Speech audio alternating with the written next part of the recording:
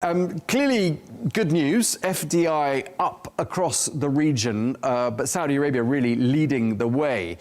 Some might say this proves that plans to diversify the economy are really paying dividends. What are your thoughts? Tom, the question over the last few years has been, can Saudi Arabia really diversify away from the oil economy and build the kind of global economic powerhouse that it is proposing to do?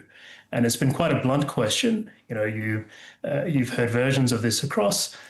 Many of the conversations that relate to the various sectors being built, from automotive to sports to entertainment and such.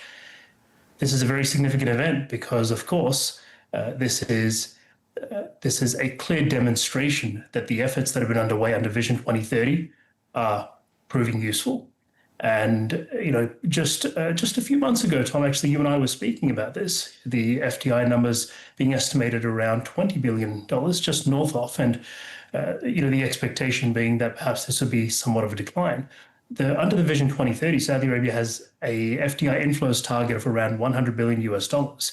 And if we go back a couple of years, I mean, the peak that Saudi Arabia has hit is usually around 22, 23 billion. So, to reach the $39 billion mark is quite a sizable jump.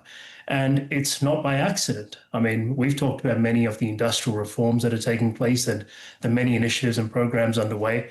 We've seen 600 plus regional headquarters established in Riyadh or in Saudi Arabia. And, when you have global enterprises establishing their headquarters in a region, it's not simply an injection of capital or resources and such. There are second-degree consequences, flow-on consequences to the availability of talent.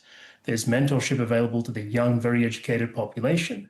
There's new knowledge in the region. There is, that fact in itself, or the existence of those headquarters in themselves, are an attractor to further enterprise. So what you see is a compounding effect. And we've often spoken about the fact that, and I'm, very often you hear me say that there are some challenges in various aspects of the national investment strategy, or some challenges that may be perceived from some of the economic indicators at times. But if we look at the story as a whole, the leading indicators, they are telling a positive story.